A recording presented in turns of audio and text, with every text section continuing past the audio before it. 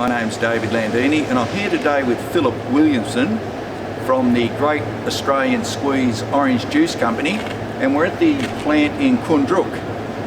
It's a magnificent plant, and there's some footage that'll come up a bit later on with some of the machinery in action. But I'm here with Phillip, the Great Australian Squeeze, and I will say right now, in case Phillip's a bit on the humble side, but it's the best orange juice that you can buy, and I can thoroughly recommend it. If you see it in any of the shops and you want orange juice, the Great Australian Squeeze is by far the best orange juice you can buy. So Phillip's been so kind to give me a tour around. It has been entirely overwhelming for me. So Phillip, I would just ask you to tell me about your business and orange juice and how you do actually make the best orange juice in Australia. Oh, well, the best orange juice in Australia was made by Nick Thyssen, was original. I spent a lot of time with Nick. Right. And I learned as much about making orange juice with him as anyone in the whole country could have. So Nick Thyssen, was he taught you the trade, yep. Phillip? Yep, he did. And it's only about 6 or 8 months ago he came up to show me how to make it better, and he said, well, I can't make it any better. He can't make it any better, so that's exactly. So he was happy with what we were doing. That's it. Yeah, even Nick was impressed, Phillip. Yeah, even Nick was impressed. Yeah. So I only do what he did, and it's pretty simple. It's mainly just squeeze oranges.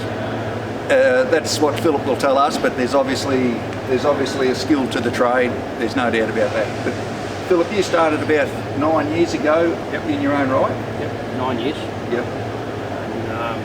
And out on your own farm. You had your own packing shed on your own farm. Yeah, we decided to put a juice factory in because we couldn't sell our oranges. That's the only reason. Yep. As time's gone by and oranges have become scarce, now the biggest problem after 9 years is to try and find enough. Really? And it's not because there's more being squeezed or used, it's mainly because people aren't growing Valencia oranges for juice, mainly because they were given such a poor price. Yep. And they've either reworked them to a navel, which is a lot better price in the market. Right. And now there's a shortage of Valencias, but on top of them not making enough money and not getting enough money is a shortage of water. And a shortage of water. Yeah, and people have decided to use their water for more productive crops, like navel crops, than anything else, rather than grow oranges or grow Valencias for juice.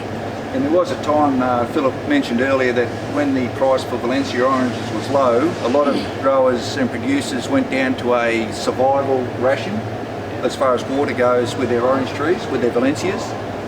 And if they didn't knock their orchards out entirely, they certainly went into a low production phase. Well, there's a lot of people this year probably got a third of their crop because of lack of water. Only harvested a third. Only harvested a third of their crop because of a lack of water. No, they only produced. Oh, they only produced.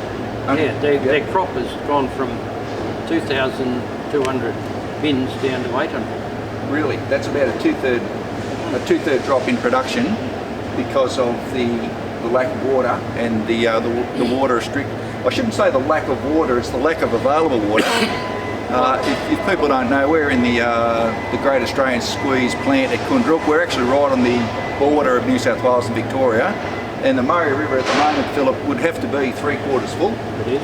And there's a huge quantity of water flowing down here, so there's actually a lot of water available, but not so much for productive use, and that's been the problem. That is the problem. But last 2 years, because there's been adequate amount of water, but you've had to pay anything up to $1,000 a megalitre. Yep. Single year. That's where the biggest problem is, that people couldn't afford it. There's no money, not enough money in it to pay that. At $1,000 a megalitre, that's just, you only use it for survival for the orchard. Well, it's down to about 300 or something now, but that's it's still a lot of money. Yeah. Especially if you've got to use a lot of it. Yeah. And but there's not much anybody can do, and it's mainly because there's just not the availability of water. And the shorter the water is, the higher the price. and people are only going to use it for the most productive crops. Yep. Some of those crops are supposedly almonds. Right. And whether they can support that price for long, I don't know. I would be inclined to think that even high value crops such as almond and all the permanent plantings, I would say that the price of water, they can only pay so much money to keep their crops in at survival standard.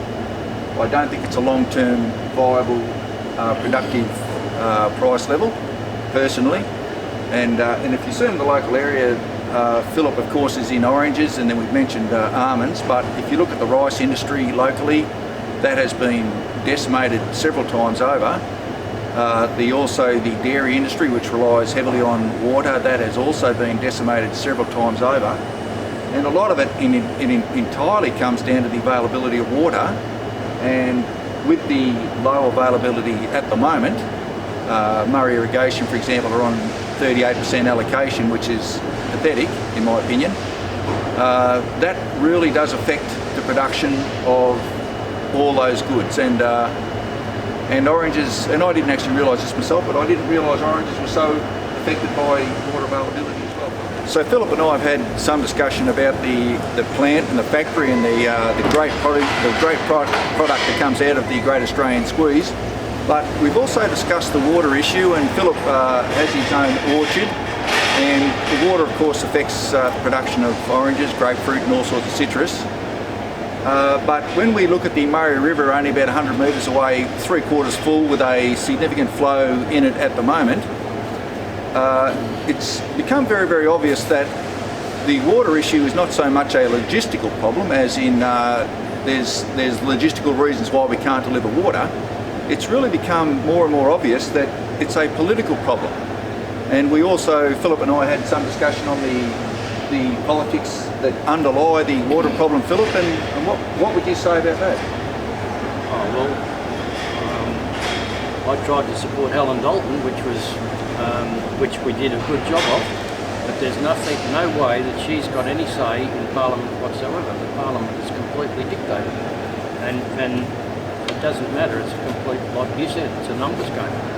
Yeah. And we don't have enough politicians in the country to support us, and we're gradually getting outnumbered. And yep. It gets worse and worse. It wouldn't matter if every politician in the countryside was one party; they still wouldn't have enough to vote on.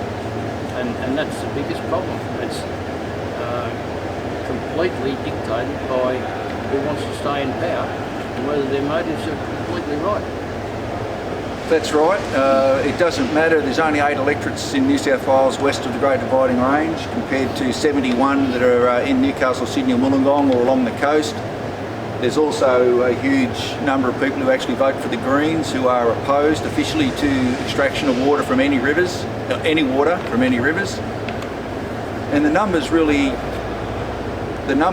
in New South Wales paint a pretty dire picture for the future of irrigated agriculture, citrus, rice, cotton, whatever you want to grow. Well, it's only 9 years ago we started our juice factory, and when we started there was such an oversupply of oranges. Yep. Within 9 years now we've got a shortage of them, and a lot of it's to do with water. 9 years from an oversupply to a shortage, Yep. And we only had a harvest of about 1/3 of the crop there. Oh, well, production, because of lack of water, is down to 1/3 of what it should be. Yep. That's in some areas, not all areas. At some places their crop production is definitely down to 1/3 of what they had last year. Yep. And Phillip, I did suggest to Phillip that we need to at least consider the formation of a separate state, a Riverina State, and the great advantage of a separate state is of course that state will have authority over the water. It will no longer be the authority of the New South Wales government. It'll be under the authority of a Riverina government. And Phillip, what was your impression of that, or what did you think of that? Well, I think it'd be a great idea, but I'm not quite sure how it's going to be achieved. But to me, it would be a great idea, because that way the people in the country have got their own right to do with what they want their water for, what they want to do with their water. Exactly, and make the decisions with what happens with that water. Yeah. Yeah. Well, look, thanks very much, Philip. It's been a great afternoon, and I've had a great tour through the Great Australian Squeeze factory, and it's absolutely fantastic. But thank you very much, Philip. Pleasure. And we'll see you around. Yeah, we will for sure. All right. Good.